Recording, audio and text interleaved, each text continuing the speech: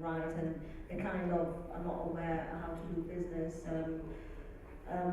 There was a case when we had like big sharks trading the oil because it's really scarce and it has a big value, and they would just have the biggest margin of profit from selling this oil, and those women who were parts like of the society in the countryside did not have access to the end buyer. Now, internet helped them organize themselves and be part of cooperatives and have actually contact with distributors and customers all around the world, because it's a kind of a very, very scarce currency in terms of beauty products, and it's being used at the moment globally, and it has kind of great impact all over the world, and people really would like to buy this product, but big companies trading this specific product are obviously charging a lot of money to have access to it. So these women now, through ICT and through the internet, obviously with the help of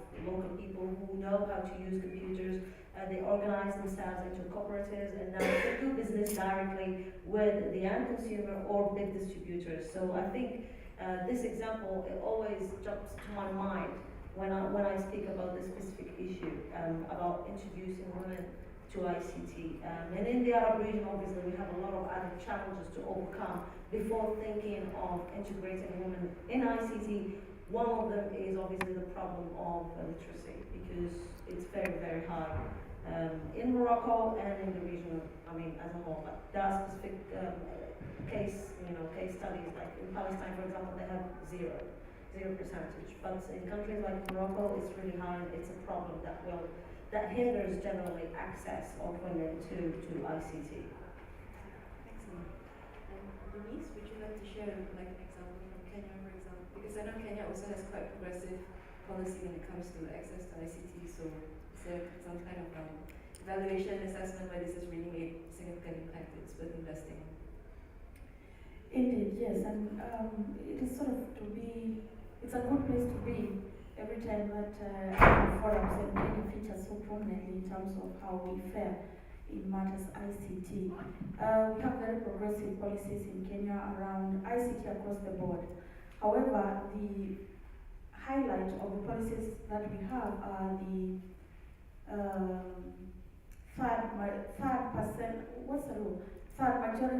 a third of every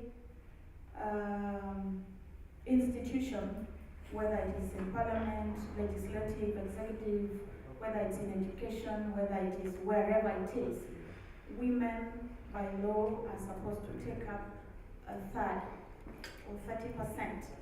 And this is being implemented across in offices.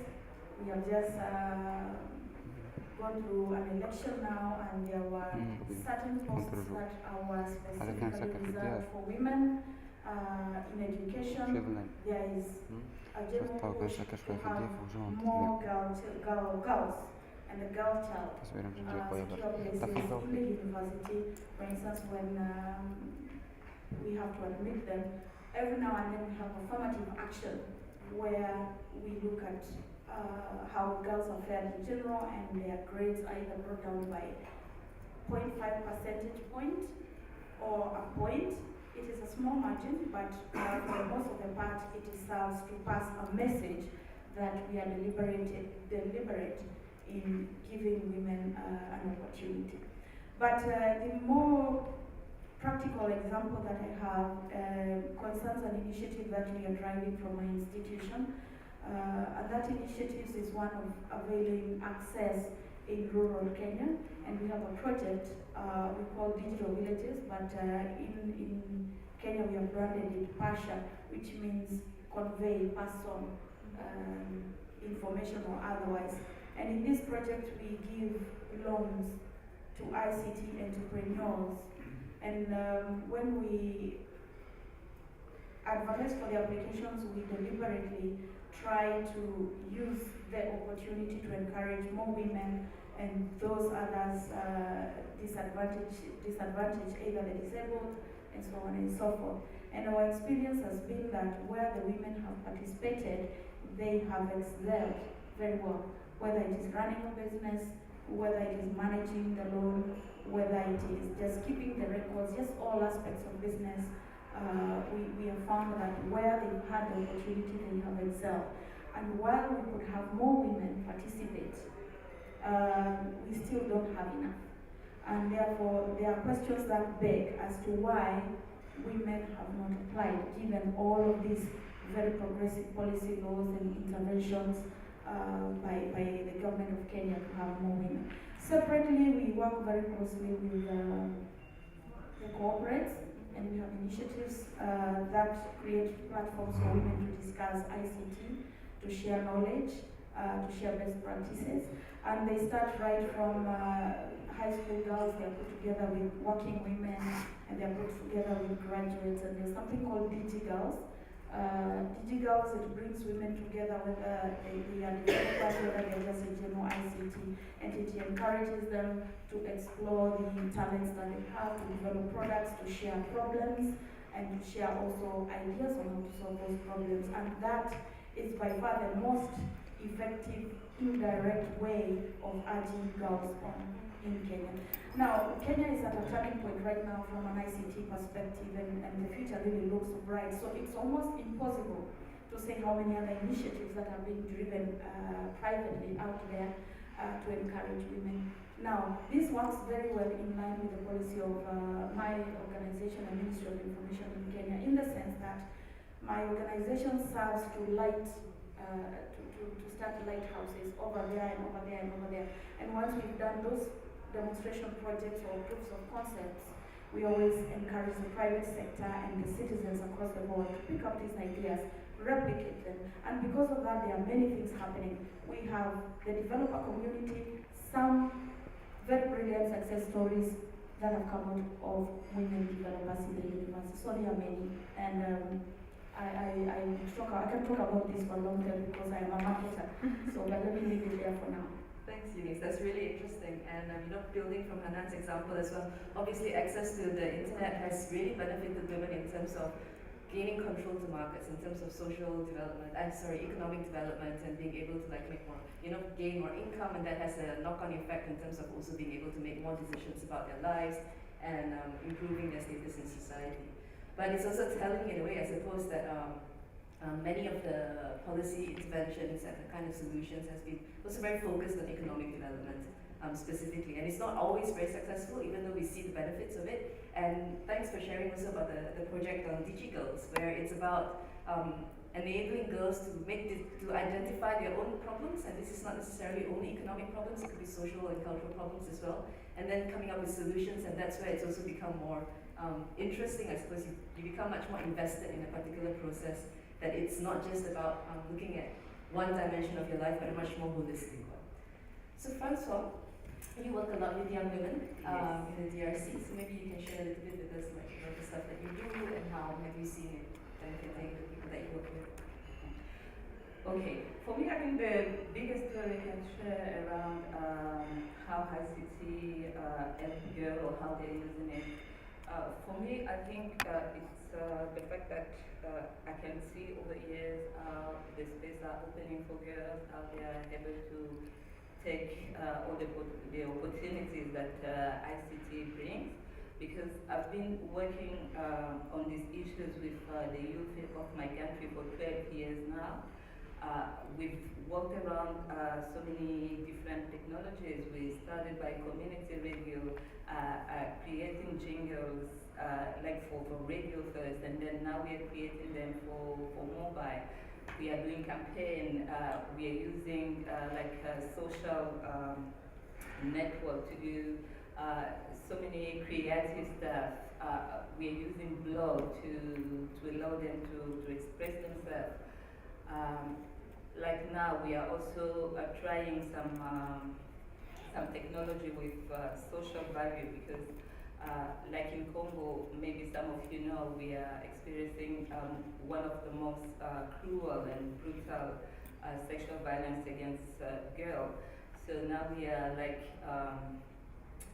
using technology. We have that mobile platform we are using, where women can connect with the physical services that exist that can help them, support them in case they are raped or they are in a situation of sexual violence, even in conflict area. So for me, it's really about seeing how women are getting more confident to use technology when some years ago it was not really the case. Because technology was more a male thing, you know, even in the house when there was something with the TV or the radio, you had to call your brother to come and sort it out. But today I see girls, especially girls, because we start as low as 12 in schools, like with electronic game battles, you know, like just to help them demystifying the technology, be confident. And I see those girls today on Facebook doing stuff, sometimes teaching me like new stuff. So for me, it's the big story, you know, like technology is not anymore something like for well-educated people or for techie or for skills. It's just becoming like common good or something that anyone can use. Yes. Thank you for bringing that up. Actually, there has been some discussions around looking at access to the internet as a kind of common good. It's a public resource, it's a common good, and therefore states have a responsibility to try and make sure that access to the internet becomes possible for almost all, you know, for every citizen, just like access to water becomes like something that's quite critical, because it feels quite difficult to be able to participate in many different aspects of life if you don't really have internet access. But the reality is that 2/3 of the world don't have internet access. So I'm also wondering whether there's available, say, gender disaggregated data where you are that is able to show whether, you know, internet access between women and men and between boys and girls are kind of equal, or is there like a big gender gap, or is this not even something that data is being collected on, or you know, whether that's part of the process of trying to think about access issues. I think I worked with IT on this topic last year, and there's a challenge that regulators or regulators in the Arab countries specifically, they're not providing data to see the percentage of penetration of women in Arab countries, so you can assess the impact of using ICT and the role it plays in the society. And this is kind of a policy challenge. So I think local operators they need to basically add a segment of women in their statistics, so we can see exactly how many women have access to the internet, so we can set up strategies for the future. So this is something that's, I hope by now, countries have geared up, to establish, so we can have kind of a vision for the future, because without figures, we can't really assess the current, state of art of using ICT or the internet in the Arab region. We wouldn't know how to tackle, the issues and what type of procedures that need to be in place to address, this issue. So that's actually one of the challenges, and obviously for the Arab region, there are a lot of other kind of obstacles, for the complete integration of women in the digital or technology kind of revolution. So women in the region are struggling to overcome the overall perception, they have being the center of the family. They have completely different responsibilities from the man, so they're not expected to have other interests. But women now, because of mainstream media in general, like mainstream media, I mean TV, radio, and so on, they are exposed to information. They would want to know more about it. Their kids are exposed more to computer using and internet and so on. And their interest is now triggered, but they're struggling to overcome the perception of the society to be more on the page of what's going on in the technology field. And obviously, most of them, the housewives need to overcome the issue of not being able to read and write, and obviously not able to use a computer as well. So this is actually the source of the obstacle in my perspective, is the perception of the society to women in the Arab region. It doesn't mean women in the Arab region are not intelligent enough or are not hands-on enough to be exposed to a new medium like the internet. It's just the perception of society that makes them feel a little bit, they have a low self-esteem of themselves. And this is more of a psychological, issue. Kind of, they need to feel like empowered by the society. So they will be more active in using new technologies. And this is, by the way, an issue not only in the Arab region. I noticed that even in Europe, for example, it happens at different scale. For example, in big technology companies, most of, let's say, board members or directors or managers are men. Even the professional engineers, you tend to tag it to men more than women, and it's becoming really striking now because computer usage in general is at the center of everything that we do now. And the internet as well. I mean, you can't imagine a day that passes without using the internet. So companies in Europe and organizations as well realize that there is a clear imbalance between women representation and men representation in professions related to technology. And now we see a lot of initiatives from big, like Microsoft, Google, even ITU. They have their own strategy on how to involve more women in the technology field. And I participated personally in a Google event to empower women using ICT and specifically engage them in a conversation to see what are the issues that basically hinders their participation in this field, or willing even. I noticed that I met with girls from the Arab region and they're studying, enrolling to become engineers, like programmers, and they just hate it. So they do it just because they qualify to do it in terms of getting the marks to enroll in the school. But when you talk to them about whether they have passion for this profession, they told me, no, we don't want to be programmers because this field is dominated by men. While I said you have to look at it as you taking the lead on being the difference, and being leaders in this field. It doesn't mean you are like less intelligent than men, but you need to prove kind of yourself. So women always struggle to prove themselves and to overcome that perception. And obviously, it's funny how they can be exposed to a lot of kind of jokes, from men, and they can't. So this all perception is making it really hard for women to take the lead. They feel intimidated, and that's the source of the problem, in my opinion. So if we work probably more on having campaigns at a larger scale to empower women, to show them that they can have the confidence to dive in this field and be part of it, and just unleash basically all your capabilities, regardless of what your perception is in the society. That would be good. So a lot of work is being done now by the UN and by big corporations to basically create the gender balance in this field. Thank you. So really clearly, I guess ICTs belong to this field of science and technology, which has for a very long time been the domain of men in a way. It's quite it tries to be quite neutral. It kind of looks at the privileges. Do you have a TV at home? And do you remember in your earliest days who has control of the remote control? We were just having this conversation yesterday. It's as simple as who has control of the remote control in the shared technology, right? Which is the television. It's an entertainment, information kind of technology platform. But more often than not, if it's in the family, who has the remote control? Mommy? It depends on the timing, maybe. So imagine a timing where everybody is sitting in the living room. So, grandfather is there, father is there, children is there. So Eunice, who has the remote control? For me, it's definitely my husband. Yeah, even I remember very well in my family, when there was the TV era, because I don't watch TV anymore now, but 10 years ago probably, I remember very well that it was kind of, my brother was a control freak when it comes to the remote control. He needed to have it, even though we're 6 or 7 people sitting in the living room, it's like a fixation, Yeah.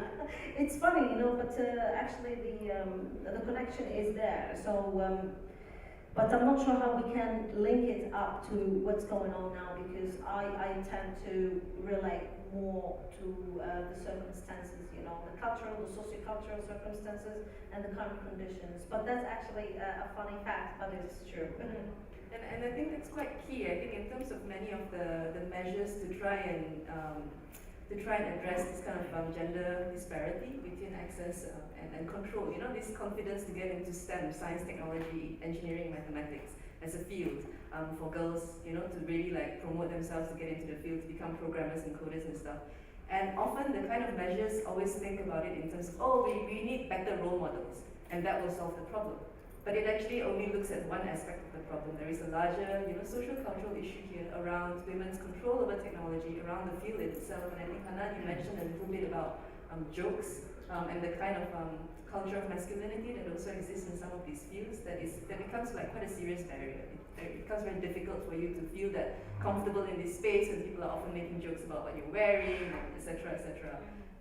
And I think some of the women programmers in the open source movement at least have responded to this by creating their own spaces. So people like Linux Chicks and stuff, they've responded to it by creating kind of like women where, you know, you really don't make jokes around your gender, and where these things are kind of not tolerated. And it just creates a much more positive space where you're able to focus on what you're doing rather than who you are and your identity that you bring into the space as well. I think that's kind of like one positive movement. So Eunice, you spoke a little bit about affirmative action around policies, and Kenya is a country where there's a lot of very interesting technology innovation that's coming out. So for example, Ushahidi is something that we use a lot in terms of crowd mapping. So is there any other kinds of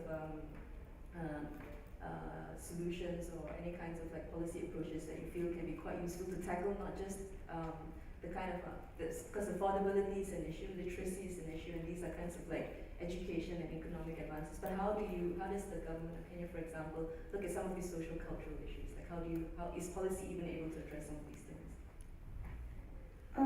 Probably before I get into the solutions, I can just make some context. I made some notes around what are the real challenges, and I was looking at some past research, and I came across one that was done, sponsored by Intel, and it quoted that over 2.3 billion, then it was 2010, of the world's population was accessing the internet, using the internet, but only 23% of that was women, and put the figure at 45% in developing countries. Now, that is depressing. Looking at the various pieces of work that have been done in this field, it wasn't easy to come across sufficient data, and therefore I came to the conclusion that one of the challenges we find today is just research into women and internet and its application. And that challenge is in turn contributing to a lack of intelligent, clever, not objectable policies. Because when you base policy on data, then it is very difficult to fight it. If you research a field and then you give statistics such as this, then you have a good basis for civil society and other players to agitate for relevant policy, and therefore you shift the game from one of women are weak, women are this and the other, to figures show this and the other. Therefore, I would be saying that we need more research in this field, and then we have cultural norms, including those of masculinity and just general socialization. Women are generally brought up to be polite, elegant, caring for their families, and so on and so forth.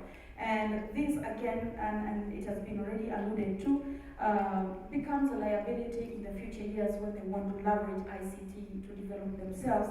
And it is a question of balancing between the responsibility of looking after the family and being able to use ICT to develop oneself. So if I have some resources as a mother, do I first go buy myself a computer, and for that matter, a latest computer which is having loaded with tools that enable me to learn faster if I am a first-time starter, or do I buy for my child clothes, food, and so on and so forth? And even when I get that computer or internet connection in my home, sometimes it's a very delicate balance, and only women know this, that you will have to put that computer or learning session to the side to take your baby to sleep, or to prepare a meal for your family, or to attend a school event, or and so on and so on and so forth.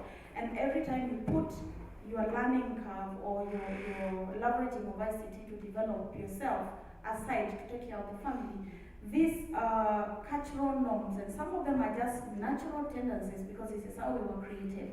It just makes the challenge even more challenging to come up with possible solutions.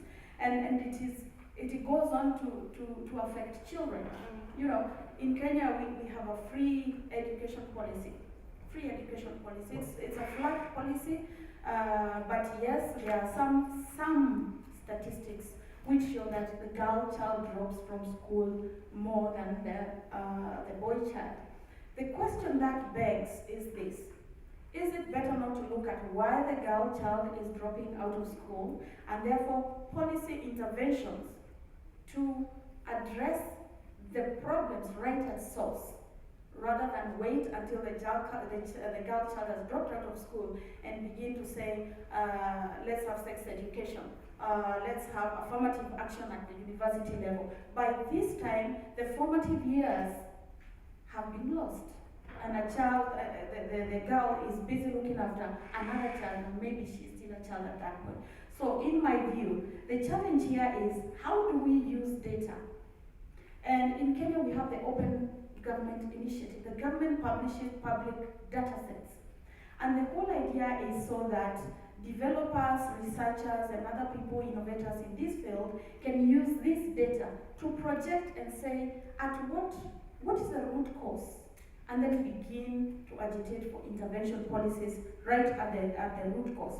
And therefore, in terms of how we can resolve this, I had some ideas. One of them is straight up research into this field. We are not seeing enough research being done to inform policy, to inform policy, investment policy that favors the woman across the board.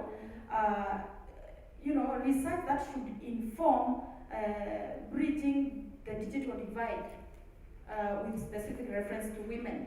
That is data informed. And even some affirmative actions that we are seeing, they need to be data informed so that they are not questionable, and that women don't find themselves in the defense that we are the weaker, we are this and the other. If it is data informed, there will be no defense. But most importantly, we need to look at transforming the underlying social and cultural norms that impede women's empowerment. And that challenge is not one that can be solved in a day. It is one which calls for creation of gender-responsive, adaptive, and innovation societies by deliberately creating participatory platforms within the wider multi-stakeholder approaches to addressing the issues here. I have in mind development of women's social movements, promotion of expressions of voices by women. They should have platforms. And I make reference to the Big Ten event yesterday.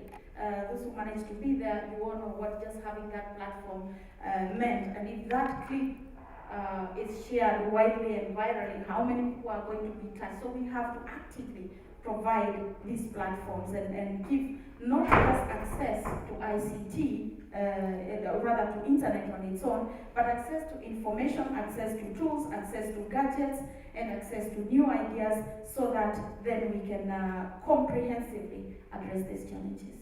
Okay, thank you. So basically you're saying that comprehensive data and research and indicators as well, which Shannon was talking, it can really make a significant difference in identifying the problems and trying to come up with solutions.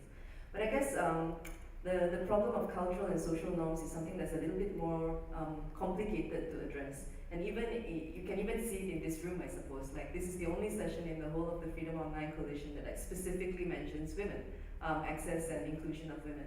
And it's also quite, it's quite scarce. There's not many of us, and I'm very glad that it's quite diverse, actually, that it's not all women. But maybe it's also being seen as, this is a problem that women have to solve. And this is a problem that doesn't, it's not part of the bigger agenda, for example, of, it's not prison. Sorry, I had to say it. So is this also contributing to, are we seeing it from the level of the household, where, we're all, when you have a computer at home and who gets to use the computer first and last, and who gets promoted to, who gets privileged to actually learn the skills. And so is this happening from the household up to the level of policy making? Like, is this kind of like, this kind of like social cultural segregation of assuming that this is less important to some extent? How do we deal with this? On just that count, one of the questions that keeps popping in my mind is because at my organization we do a lot of competitions to award grants and to award loans and to give people a platform on which to showcase their products. But the response by women is low, right? So this proactive nature by women, for instance, we were many in this forum, but we are few here. I'm not trying to say that it should be a women-filled forum, but I expected somehow for us to be a little bit more. So there is a proactiveness that I challenge my fellow women that we must assume, be it in the house, be it it's me dealing with my husband fighting for the remote and one of my children who is completely obsessed with the remote, but I have to be proactive and just really assume the responsibility. So initiative is quite a key thing, and Francois, you work a lot with young women, and I think the culture is changing definitely as well with the generation of digital natives, for example. They don't grow up with thinking about technology as some kind of a privilege, but just part of life. Yeah, it's part of life, but they are also socialized in a way that ICT is a public space when girls are not, raised to be in the public space. I remember myself when I was using the internet and ICT, I was like 15. It was more easier to tell my parents that I was going to study with other friends than telling them that I was taking like 2 buses to go in the unique cider cafe we had in that time, and where we'd be like the only girl in the room, and I would be talking to strangers online. It's really a public versus private space. But there are also the question of cost. ICT come with a cost, and like in Africa, we don't have the equipment at home. You have to pay your transport. You have to pay the time you're spending on internet. And when you are fighting to find money for other things, you have really to think twice to put all this money in ICT. There's also education. Girls are natives, as you say, but what they experience, like the level of education, because some of them will drop, some of them will go more into I don't know how to phrase it, but like they will not go far in school, or they will take the school that is easy because they need to be professional as soon as they go out of school. It's also impact in the way they're using ICT. This is why you see that more girls will be into creating content instead of programming, or building applications and what. So yes, there are a lot more women and young women and girls doing technology. They are natives. They are able to talk about code and HTML and all these things. But still, you see the difference between girls and boys, women and men. So that's really interesting. I mean, I really never, I suppose like when ICTs is seen as a public space, then when you access and use ICTs, you're also reaching this idea that girls are traditionally, your domain is the private domain. You're supposed to take care of the home. You're supposed to take care of children. So when you have access to the internet, it suddenly becomes accessing the world, no? So it's not only just reaching yourself, like, it sort of transgresses several different things here in terms of your role, the possibilities, who you're interacting with, and all of these different dimensions, which I suppose also speaks to the transformative effect of access to the internet for women and girls as well.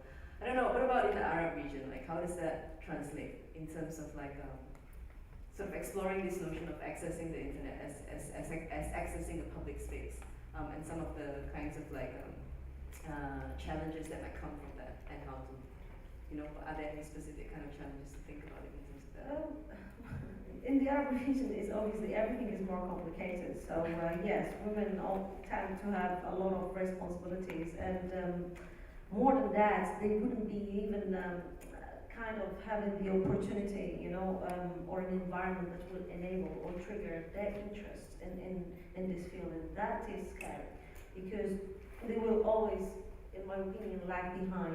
When you see other countries are trying to promote, the use of the internet and so on, and the Arab women are kind of struggling to overcome kind of a central obstacle is how to deal with, for example, the government, to trigger their interest, to encourage them to be involved in ICT. And that is sad in a way, because I think a government should have a strategy and a vision on how to integrate women in technology field. And in this case, I would prefer the government to take the lead on it, because they literally have to change the whole perception of how women should take an equal part, to men in the society in general, and specifically in this field. Otherwise, they will be always lagging behind, and that is not fair, because if you compare them to their peers in Africa, for example, you can see that your governments are very active into initiating programs, and obviously with support of civil society. I know in Kenya, for example, it's very active, and it has a lot of influence on the government policies. But in the Arab region, civil society is not as strong. It is now more than before because of what happened, the unrest that happened in the region. But people are still struggling, civil society is still struggling to define the basics of having a democratic society. So that is the priority now. The priority is to work on the constitution, a new constitution that is more balanced, and that includes all the rights that that are basic. So the priority now is to overcome this transition period, which it is quite difficult for countries, even Tunisia, Egypt, and all these countries are kind of in a not a settled situation.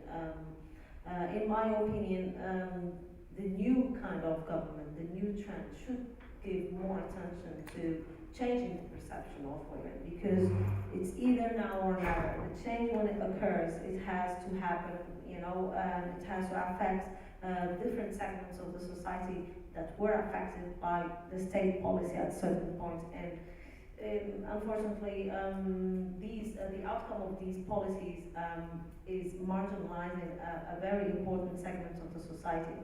In the Arab region, it's really a weird combination of considering women in the center, of the society, being, the one responsible for the family and raising the kids. But the paradox is, at the same time, considering them as somebody who should be submissive and not very outspoken. And as you said, women are brought up to be polite and so on. So it's kind of contradictory, and the Arab region is full of contradictions as well. So it's really hard to see, to balance the whole equation, to make women really make it to the top. This doesn't mean there aren't leaders or examples to relate to. It's just a very small minority who has access to kind of technology and improve their professional life and themselves through technology. Thank you. So I know that social media was cited as playing a very important role in kind of like the revolutions and the resistance that's happening in the Arab region. So they were sort of like cited as this is the space where it's kind of like an emerging public sphere where a lot of mobilizing was happening and discussions. And I'm more familiar with, say, what happened in Egypt. And after the well, I guess the revolution is still happening. But I guess one of the issues that the women and the girls were facing after participating very actively and equally in Tahrir Square is that they are now sort of facing quite specific kinds of sexual harassment and violence to as a kind of systematized way to exclude them from this emerging public sphere. So whilst you came, you participated, that's great, but now now it's time for us to fix the democracy, and you don't really have such an important space anymore. You have other things to do. And I'm wondering also, I do a lot of work on violence against women, and I also do a lot of work on violence against women that takes place online. And we do see this as increasingly becoming a problem to access. It's becoming one of the strategies in which women and girls also get excluded from participating and accessing online spaces, not just social media spaces, but also blogosphere and so on. And I know Kenya women bloggers faced this problem especially at one point in sort of like the early 2000s, where there was a lot of specific kinds of sexual harassment that was targeted at women bloggers. Because for the first time you see like women's voices in the public sphere very loudly, talking about issues that isn't usually in their domain to speak about. And Francois, I know you also do a lot of work in this area, so maybe you would like to share with us some of the... Yes, we've been implementing a project around tech-related violence against women. And as I said before, we work with very young, with children, let's say, with 12 years, girls, boys. And I think it's also the violence that's happening on those online spaces are also hindering the way girls and women, young women in general, access those information. We've seen so many of them like deciding like to close the Facebook because they were a victim of cyber stalking. We have a lot of personal data theft of personal data, private pictures, videos were sent like to everybody using Bluetooth or these kind of things, and many people who are using those ICTs are now reluctant in using them. It's happening in those private or small spaces, but I would like also to share, like in the case of Congo, where some women media professionals were receiving like death threats on the cell phone, and they were deciding like to not use the mobile anymore. So it's really happening, and we are trying to tell them that there's a way to continue to use those ICT to have the positive effect on them and to avoid the negative ones. So we organize trainings for them on security online. We teach girls and young women how to better protect themselves when they're using like the social media. We are doing so many stuff with them. Yeah. Thank you. Would you like to add to? I mean, is this something that you also, is this something that you've also come across or encountered in your work around women and technology? Is there any kind of specific kinds of harassment or targeted violence that happens online that you are also sort of struggling with or having to address? Well, I know what's going on in the Arab region sphere, kind of Facebook now, smartphones and more access to social media in general trigger this frenzy over, I think I mentioned this yesterday, over kind of shooting some videos that are a little bit, the content is not very positive about women, and it's basically taken advantage of women. Unfortunately, new technology in the Arab region sometimes is used for the wrong reasons as well. So the wave now, what's going on, and what I notice is that all over the media, every single day, I have to write an article when I'm doing my press review for what's going on in the Arab region. I must read an article about posting a video of a girl having sex with her boyfriend. It's becoming really a tool for defamation, and in my opinion, it's just messing around with technology without understanding the impact, the long-term impact of doing that, in the future. And I think it's really drawing a negative picture again about women. So we use technology, we're meant to use it to improve, the situation of women, not to put them in a position where they feel more even degrading. So this is trendy. This is what's trendy. I'm sure that there will be a lot of associations fighting for women's rights who picked on this detail. Similar things are happening in Egypt as well, but not because of the revolution. It was a trend before the uprising in Egypt. it's like a problem of society. It's deeply rooted as well in the Egyptian kind of environment.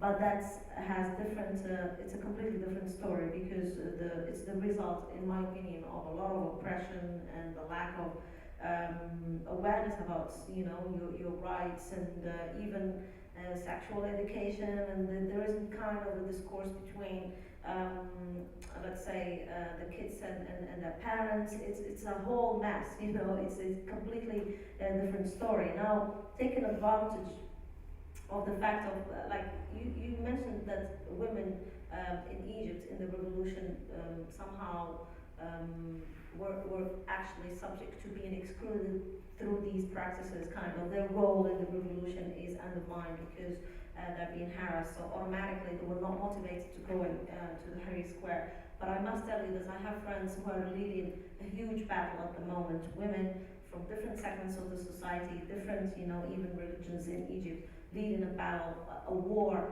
against, you know, this perception, and they're doing a lot of work and using technology to change that perception. Because I know that they actually developed an app in Egypt to track all people who are, you know, for harassment, to actually create a map and, you know, and action. It is like what Ushaydi is doing in Kenya for I think the elections. So they're acting on it, and fast as well. They're figures, and I keep on seeing demonstrations and you know, feedback from my friends via Facebook and on Twitter on the state of basically what's going on. But I think that they can face, you know, the challenge is just very, very hard as well, because they need support. They obviously need definitely support from either international organizations or hopefully the government that will stand by, you know, their side. Because till now, I mean, I think I didn't hear of any kind of initiatives, and I might be wrong because I'm not following closely what's going on.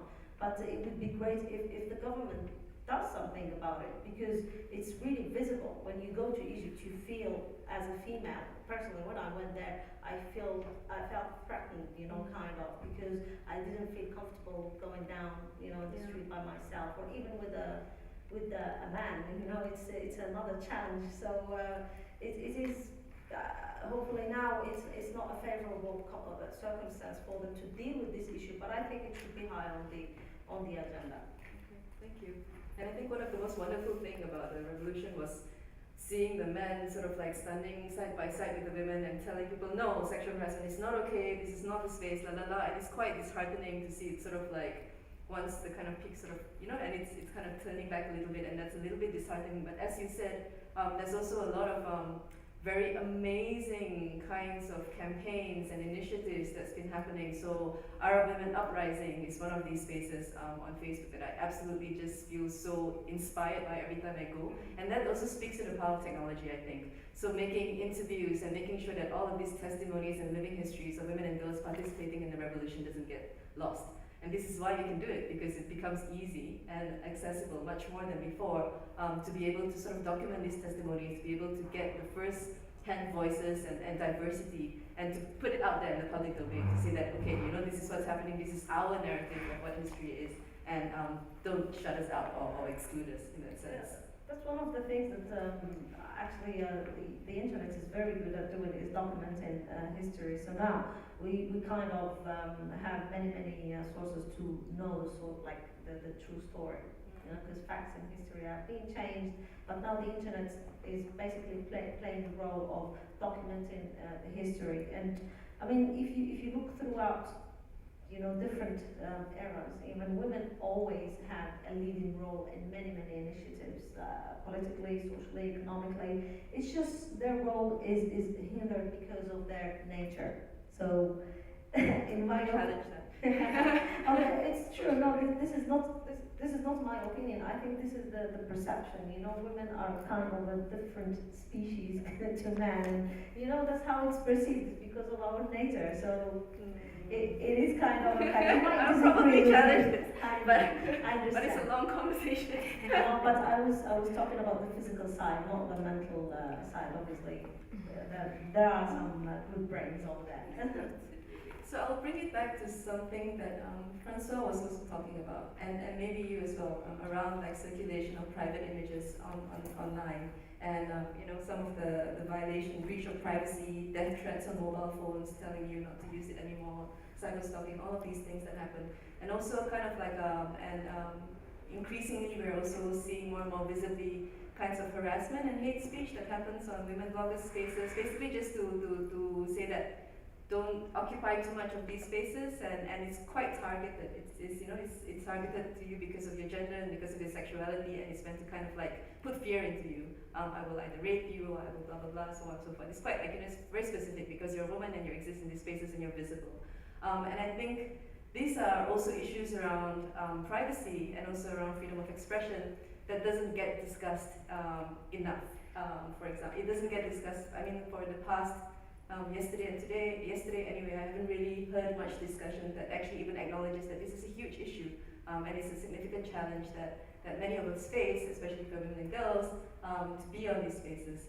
So how do you think, what do you think, say, for example, a coalition like FreedomOnline Coalition, what can they do to integrate more of these kinds of gender perspective into the work that we want to bring forward, to think about, like, if we are doing data collection, it's not just gender disaggregated data on access, but it's also data then on these kinds of harassment. Actually, what is the scale of it? Is it really happening? What kind of impact does it have in terms of acting as a barrier to access, and what can we do? So I guess sort of looking also for recommendations, because if it's within this framework of not just accessibility, inclusion, affordability, but it's also within this framework of freedom of expression and privacy, how can we make sure all of these things also gets integrated into the analysis, the framing, and the recommendations to move forward?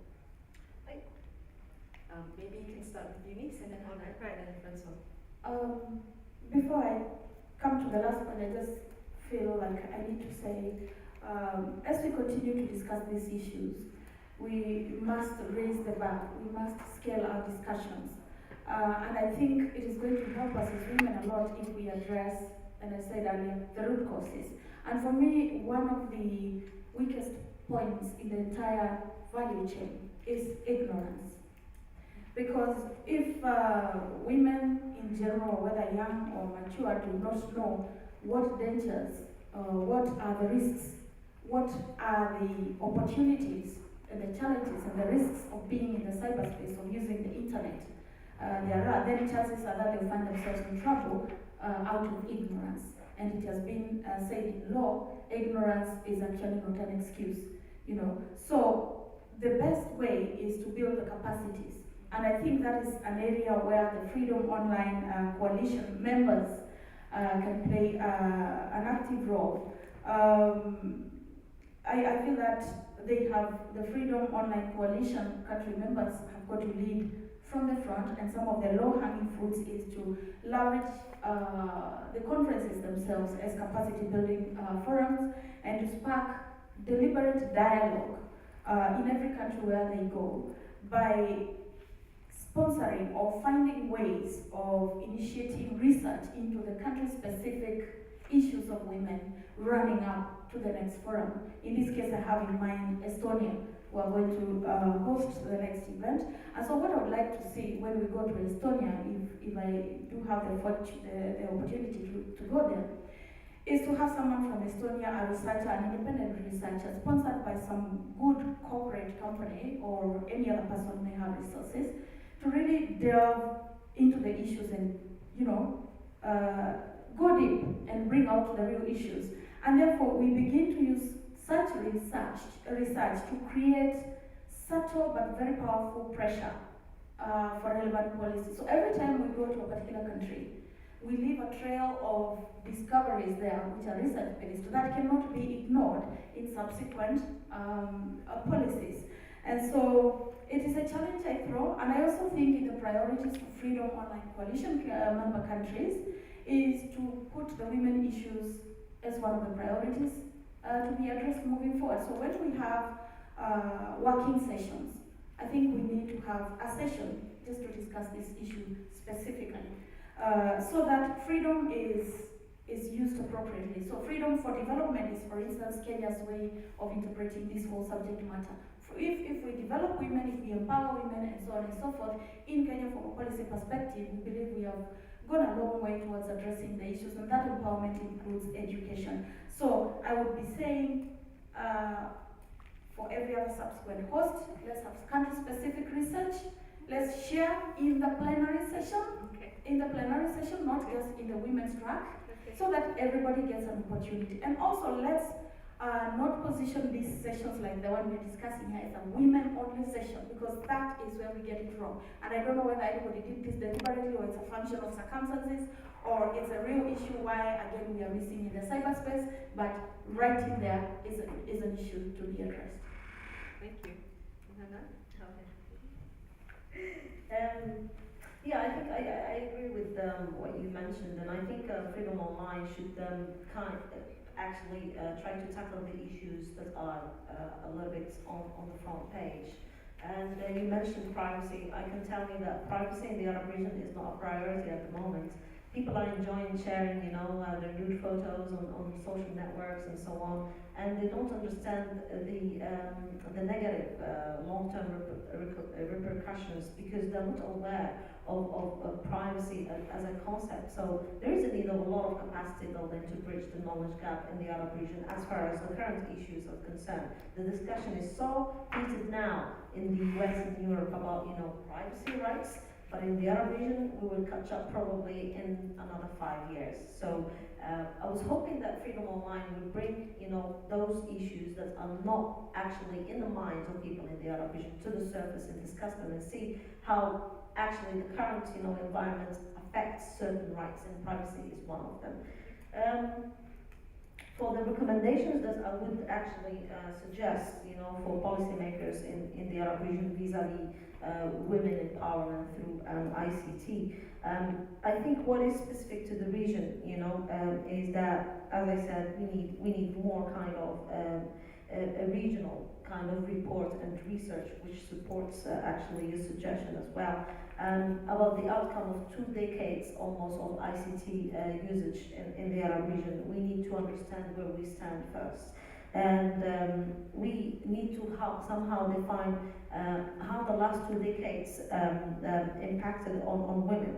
So that way we can establish a clear vision for the future and define our priorities as far as integrating Arab women in the ICT technology field.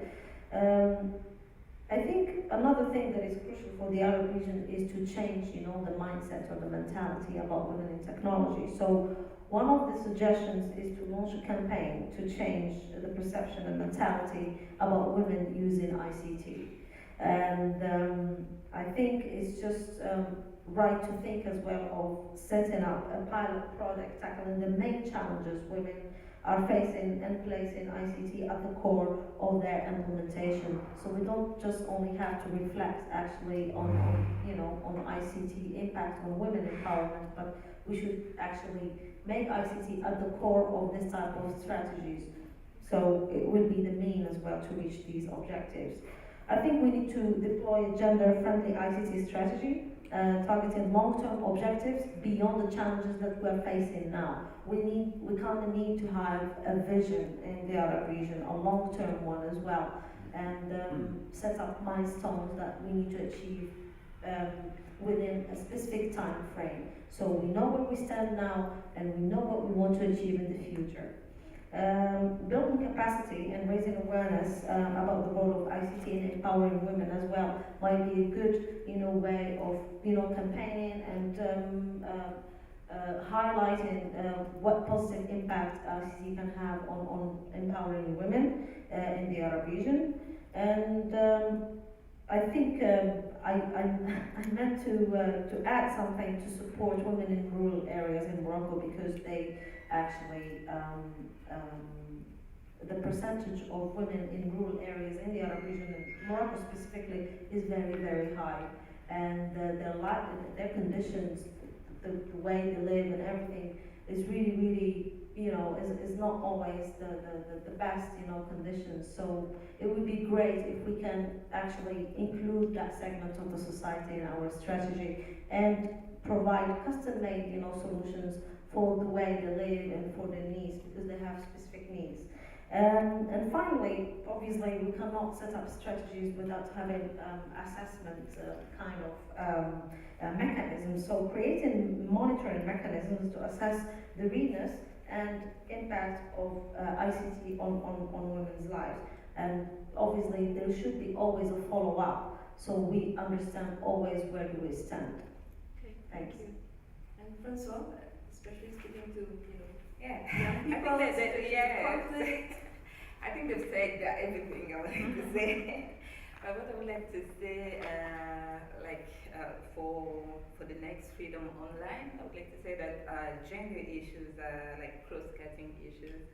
I know you say that privacy is not the priority, but for people like us who are running like social services, for like women survivor of violence, uh, really for us, privacy has something to do with safety, with security, with freedom of expression. So everything is linked because what we are collecting as data is also an evidence of how our government are failing to protect the citizens. So it's also linked to good governance, to so many other things. So I really want to stress that those topics should not be only for like our tribe, but we should have a gender perspective in everything we are talking about. In cloud computing, in I saw something around copyright. I saw a lot of discussion going on the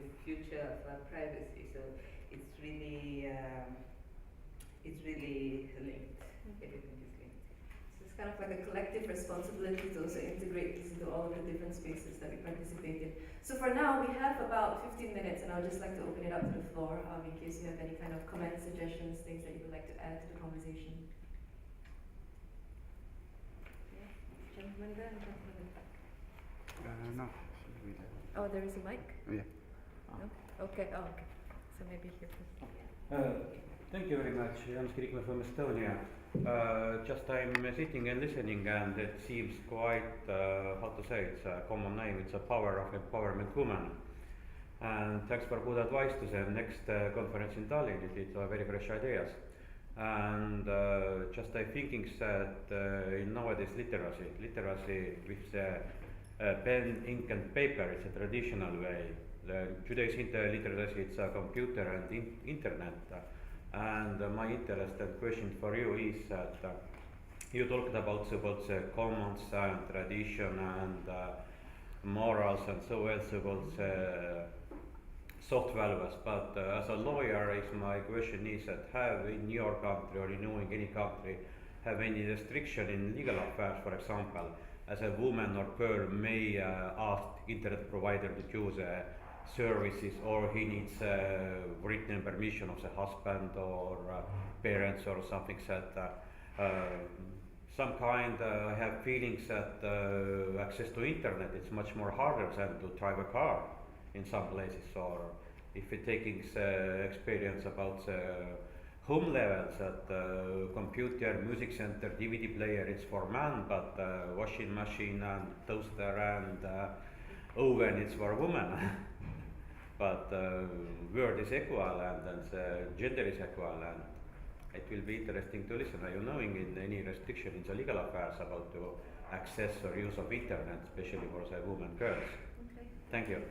Maybe one more comment from the back. Maybe you can introduce yourself as well. That would be really great. My name is Charles. I'm one from Kenya. It's quite interesting that in this session that we have the panelists is only women without even having a man there. So please, I don't know, is it the notion that, okay, I don't know what is the notion that maybe you're the only ones who understand the problems, or even men can understand the problem. And I think that's where sometimes you go wrong. And it has become, like now for me, when I hear something that, okay, empower women, sometimes they're like, they are just naturally accept that they are weak. And that's the biggest thing that you can do to yourself. Because as I understand, really, we are all endowed with knowledge. And all human beings are naturally knowledgeable. We are given that thing by the motherland or the creator. It's now the opportunities, maybe we can speak about it. is that you can say that maybe you're not given equal opportunity. But if I may borrow maybe the words of Eunice, especially when we refer to Kenyans, that the platform has been open. It's open for both women and men. But when you come to women sometimes, it's like as if we are not so aggressive to it. We are given that opportunity. Like now, we're talking about the inclusion or accessibility of internet and inclusion for women. I don't know, in which part? Is it to be allowed to go to internet? Like now, even if now I ask my people here, I think most of the women here are using internet. Unless they're using it differently. And that's why now we have to also to know what are really our goals, and especially your goals as far as the research as she said. She said about the internet. Actually, what I can say in terms of maybe next FreedomOnline conference is that it is, let me say the work or the thing has to come, the initiative has to come from women themselves. Like now this issue, you can see them, they're not there. Yet when they find themselves outside, they don't just you know what you play by men, but given a chance, nowhere to be seen, nowhere to be heard. I don't know, really, I think we have to see the root cause of all this problem first. It is cultural, yes, you cannot say, yeah, it's true. It might be cultural. But those are the older days. You can't be singing the same song as culture up to now, yet we know very clearly that we cannot compare ourselves with almost, let me say, 20 years back. Okay, thank you. Thank you. Is there any other comments, or anyone would like to respond to some of the comments that's been? Well, I have to say I'm kind of a little bit taken aback by your statement that we should just accept that we're weak. I can assure you, I'm not. Maybe he didn't say we should accept, he asked whether we have accepted. Okay. Whether we have accepted, and I think those are two different things. Okay. Can I quote something? Yes, please. There's Kictanet is a forum for, you're aware about Kictanet, it's a forum for policy discussions by contributors from all over the world, and it is hosted by Kenyans for Kenyans, and it's a very beautiful forum. So I have a quote from somebody from Kictanet who says, women and Kenyans from the bottom of the pyramid want as much as anyone to access and be part of the online community. The fact of the matter is that the majority of Kenyans are not online, and therefore I wanted to say universal access is a must as we continue these discussions. And the reason I'm quoting, I want to just quote another one by Michelle Bachelet, Under-Secretary UN Women, and she says, internet access enhances women's economic empowerment, political participation and social inclusion through initiatives that support increased productivity and income generation, mobilization and accountability, as well as improved livelihoods and expansion of services. Charles, I agree with you, but if we have only women in the forum, and I'm really pleased that we don't have only women, then we shall be talking to ourselves. Your comment was very good, but it sort of went wrong in the sense that you said we needed a male counterpart here. That I agree with, and I think it should be one of the recommendations that should come out of this panel. But talking about empowerment, I think this word empowerment is not synonymous with women. There's empowerment for the youth. In fact, there's empowerment for the male. There's a male movement in Kenya which defends men's rights, especially some who have found themselves victims of domestic violence, I dare say. It's not something to be proud about, it is something to be managed. However, what we must be focused on is to continue on a learning curve, right? Internet and technology is not so old in the world today. And yes, if we seem not to be assuming our total role in this space yet, that is because we are going through a learning curve as women, amidst many challenges. Some of them we have called natural tendencies. This is how we were created, and we are not about to start blaming anybody or ourselves for the way we were created. No. If it's a God-given responsibility to be a mother, I don't think that is negotiable in the sense that no man is ever going to carry a baby in the stomach, kind of thing. But that is not to say that there should be policy-related or societal-related pressures that stop women from leveraging and exploiting the internet for their own benefit, as do their male counterparts. That is what we are saying. We are saying that the society must not perpetuate these beliefs, cultural tendencies, some of the natural positions that we find ourselves in, to deny the woman the opportunity to have as much opportunity within the internet and the cyberspace in general as their male counterparts. Okay, thank you. Does anyone else would like to respond, or should we open it up again to see if there's any more? Is there any other, I mean, because of timing, so I'm just kind of conscious that I'd like to give up more space. If there's any other comments from the floor or questions, no? No? Okay. I would ask a question if there's time. Yeah, please. I was just going to pick up on the question a few of you touched on. Sorry, I'm Catherine Kendrick.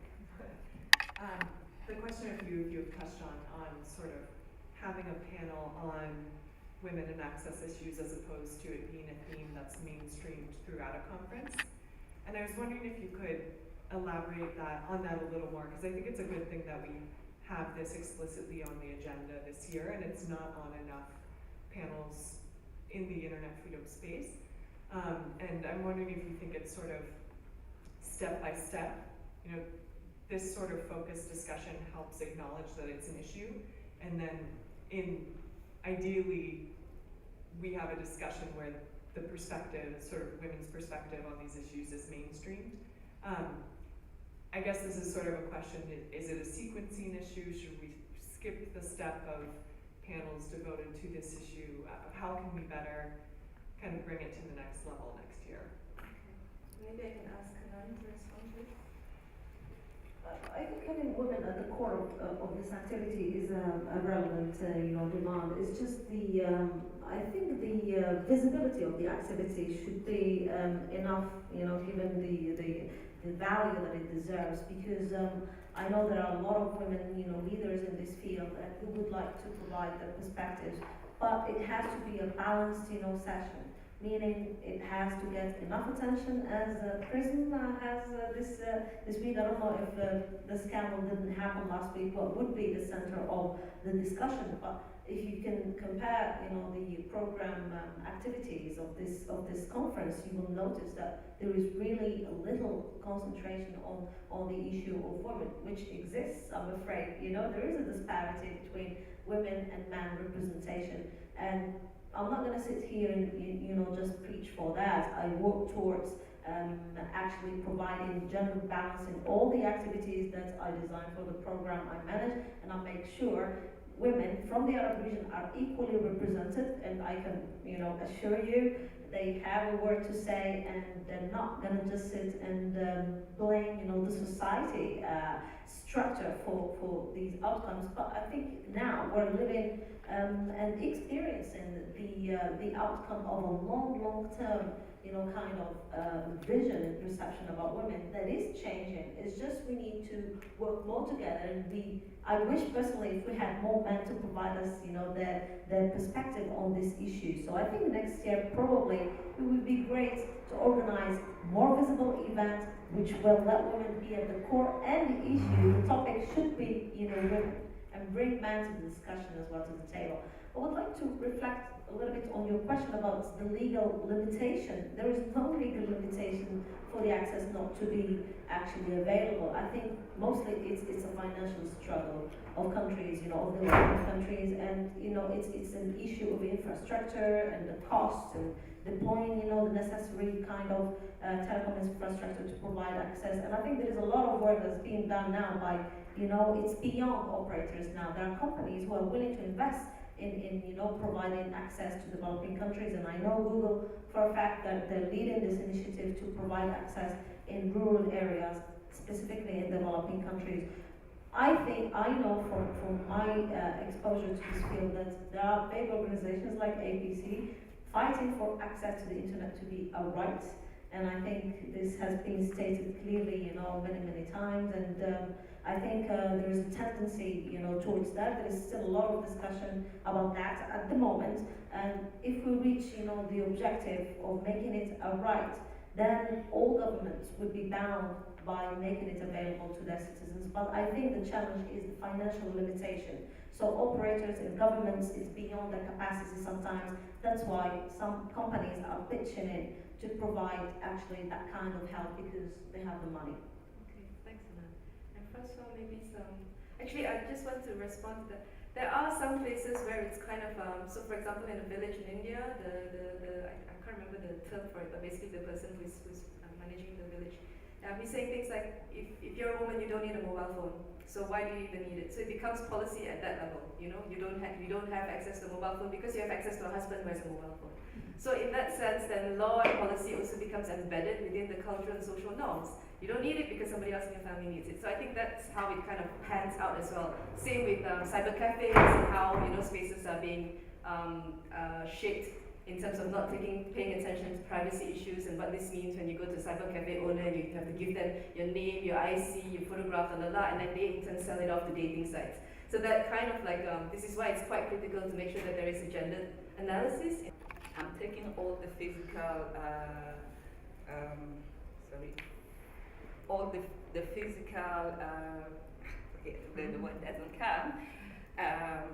I'm protecting myself physically to make sure that even if the police raid my office, they don't have access to people who are informing us. When I'm putting all this data, like in Dropbox or in some other spaces that are free on internet, it's really important for me to talk with Google people, Facebook people, and to know that if my government asks them to release those data, they will not do it. You see how it's connected with other stuff we were talking about. When a government like the US government is talking about what they are doing, when they are putting security versus human right or privacy or what. So for me it's really important because I know that our government are learning from those people. They will say, it's happening in the US, why should we not do it in Africa or in Congo? So it's really, as I said before, we have really to have like this gender perspective in everything we are doing and see whether the policies, all the decisions that are taken are